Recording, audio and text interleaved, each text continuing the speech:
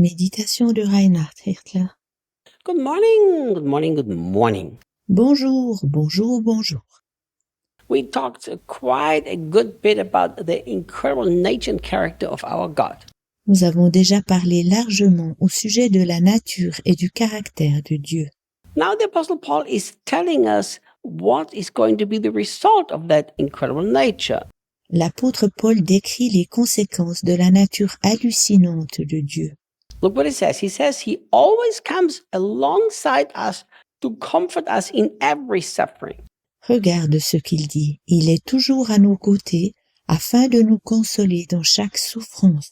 I really like that Paul didn't say, every time we're suffering, we're going to ask him to comfort us and he will respond. J'aime bien que Paul ne dise pas « Nous lui demandons la consolation chaque fois que nous souffrons et il réagit en conséquence ». There is a lot of really wonderful and beautiful psalms where there are things written that don't apply for us today anymore in that way.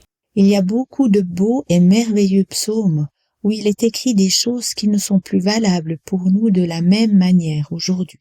For instance, the psalmist says, I cried to the Lord and he heard me from the heavens and he redeemed me.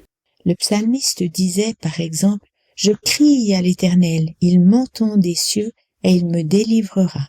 Yes, very wonderful, and I'm very glad that it happened, but that's not how we are supposed to live today. C'est merveilleux et je suis bien content que le psalmiste ait vécu ainsi, mais cela ne signifie pas que nous devions encore vivre de la même manière aujourd'hui. But Reinhard, it's the Word of God, it's the Bible. Of course it's the Bible, but it's misunderstood and misimplied. Mais Reinhard, c'est donc la parole de Dieu, c'est la Bible. Bien sûr que c'est la Bible, mais elle est mécomprise et mal appliquée. Remember, these were men that lived under a different covenant that we live today. Souviens-toi que ces gens vivaient sous une autre alliance que nous aujourd'hui. In the old covenant, God himself said, if you, my people who are called by my name, will turn from a wicked way and humble yourself and pray to me, I'm going to respond. That was in the old covenant. Sous l'ancienne alliance, Dieu disait lui-même en 2 Chroniques 7,14 « Si mon peuple sur qui est invoqué mon nom s'humilie, prie et cherche ma face, et s'il se détourne de ses mauvaises voies, je l'exaucerai des cieux, je lui pardonnerai son péché, et je guérirai son pays. » C'était sous l'ancienne alliance.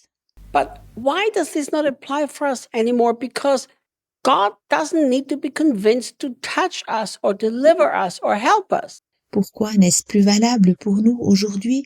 Car Dieu ne doit plus être convaincu de nous toucher, de nous libérer ou de nous aider. Because through the beautiful and perfect new covenant that Jesus sealed for us, the God of all comfort is already always on our side.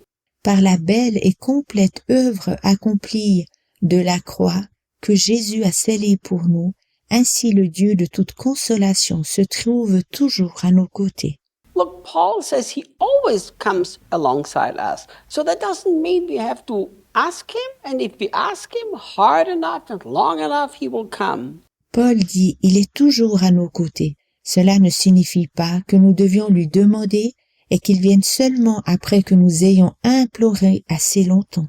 So there's absolutely no exception that God is not along your side to comfort you. It depends on you if you actually grab that.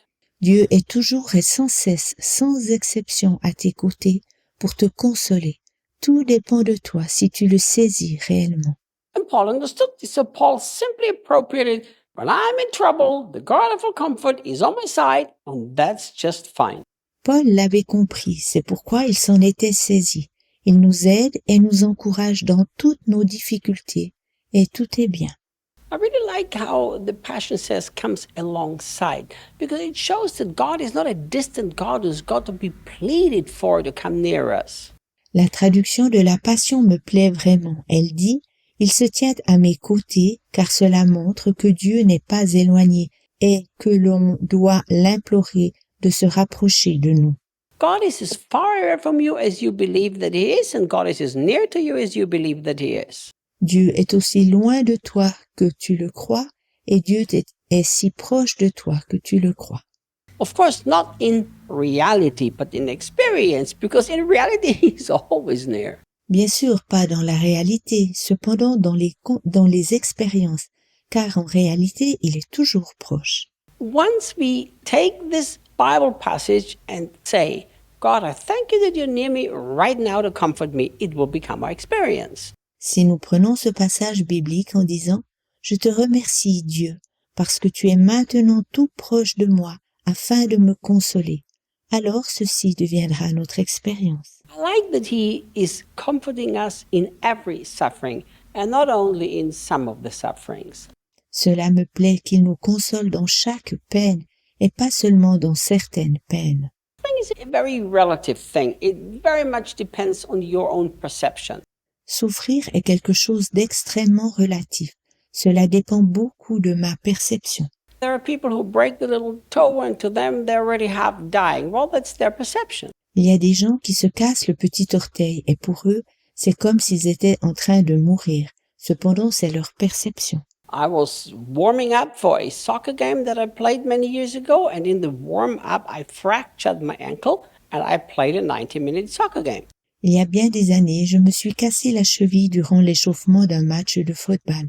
The ankle was swollen as big as a tennis ball and black and blue, but in my perception, it was, all right, it hurts, but I'm going to play this game. La cheville était si grosse qu'une balle de tennis bleue et noire et tout enflée. Mais ma perception était, ok, cela fait mal, mais je vais tout de même jouer. God understands your perspective and your perception. He understands it very well. Dieu comprend tes perspectives et tes perceptions. Il les comprend très bien.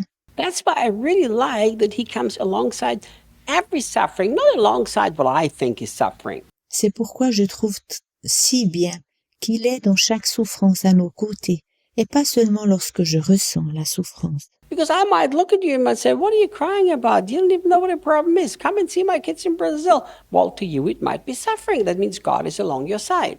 Car je peux te regarder et dire, que penses-tu là? Tu ne sais même pas ce qu'est un véritable problème. Viens au Brésil et regarde mes enfants là-bas. Éventuellement que cela engendrait de la souffrance pour toi. Et cela signifie alors que Dieu se tient à tes côtés.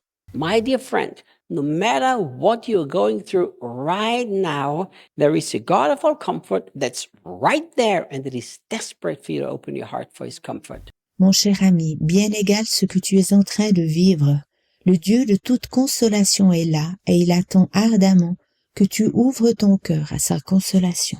And let me tell you something, there is nobody who comforts like God. Not the best friend in the world can come close. Je te dis, personne ne console tel que Dieu le fait, même pas le meilleur ami du monde.